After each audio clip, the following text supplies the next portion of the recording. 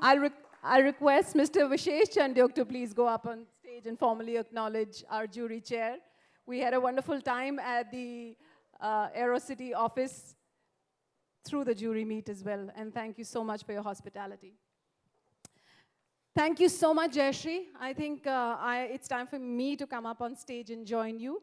But before I do that, I'd request, we are very, very privileged. Second year in the row, we have with us Dr. Bibek Debroy. Of course, you all know he's the chairman for the Economic Advisory Council to the Prime Minister, as well as a Padam Shri awardee, the 4th highest civilian award. Dr. Debroy has authored over 200 books, and this year, 2 very, very interesting books as well, from Sanskrit to English, Markandeya Purana, and it's extremely interesting for me because I, being a Shakti disciple, I'm looking forward to reading your translations. Dr. Bibek Debroy, I request you to please come up on stage and say a few words as our guest of honor today on GT SABERA 2019.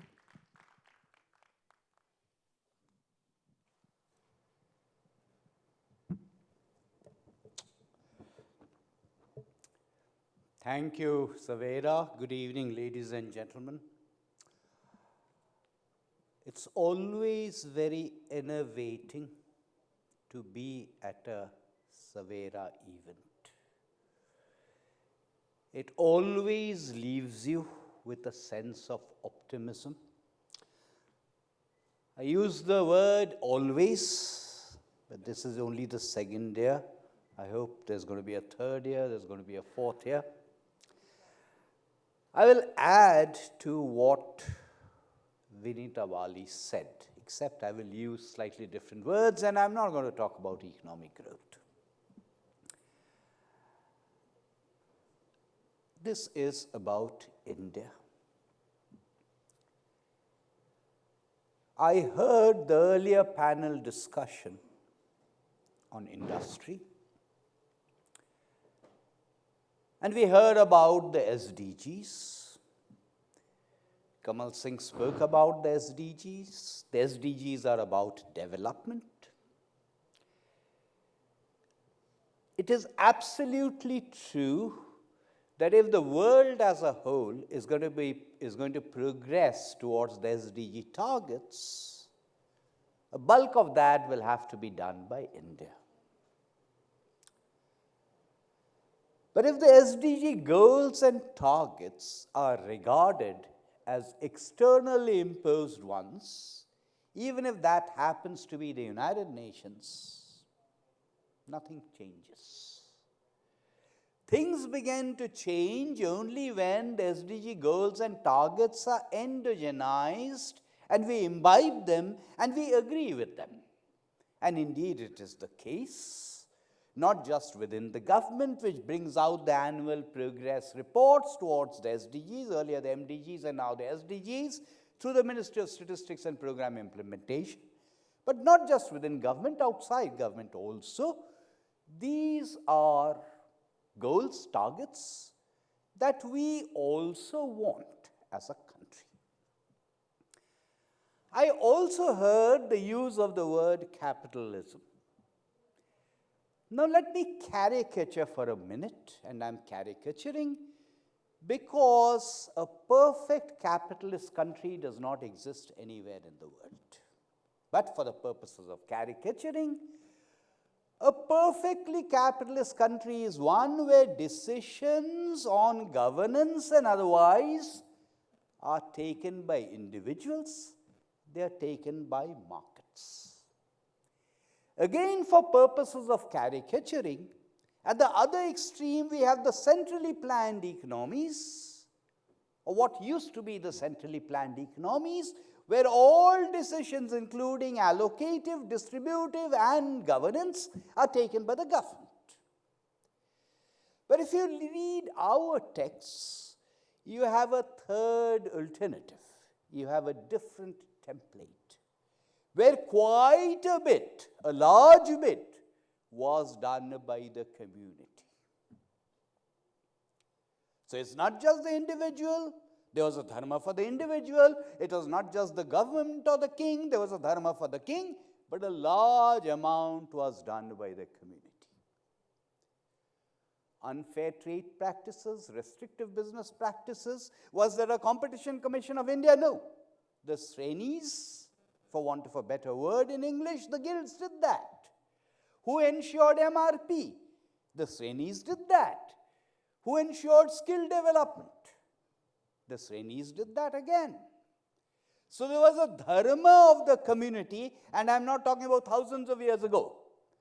If you read the British gazetteers towards the end of the 19th century, which the British originally did for all of India, and then for the districts, you will find that this entire template existed towards the end of the 19th century. You will find that in the year 1865, the citizens of Benares, without the danda of CSR being there, having got together to try and improve the state of the river Ganga. So there was this community involvement, there was that community. So it is not just about CSR, although we should remember that there are about 1.9 million companies in India, out of which about 700,000 comply with MCA. How many villages are there in India? About 600,000. Now imagine for a minute, without the danda of CSR, if one company decided to change a village, imagine how transformed India would become. Let me not comment on CSR, because as CSR, everyone here knows, is legislated now. And in an indirect democracy, it is up to us to prevail upon Parliament to change the dimensions and template of CSR should we wish to do that. But the bottom line is the preamble to the Indian Constitution, which begins, we the people. It does not begin, we the government. And the reason I liked being at SABERA last time and this time as well, as Vinita Wali says, is because you have these stories of change. And it is these stories of change, it is these stories of individuals, it is these stories of organizations which may or may not be corporate. In fact, I am inclined to think that typically they aren't corporate, which give you this sense of optimism that India will change. Because the Constitution gives us not only rights, which we are always conscious of, it also gives us duties and responsibilities, which we sometimes forget. So thank you once again, SABERA, for inviting me, and please continue to do what you have been doing. Recognize all these people, individuals who have been changing the world.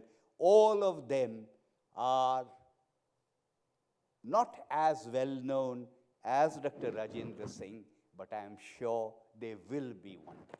Thank you very much. Inshallah. Thank you so much, Dr. Bibek Debroy. I request you to stay on stage. I'll offer you a token of appreciation myself while I join Jayashree on the podium.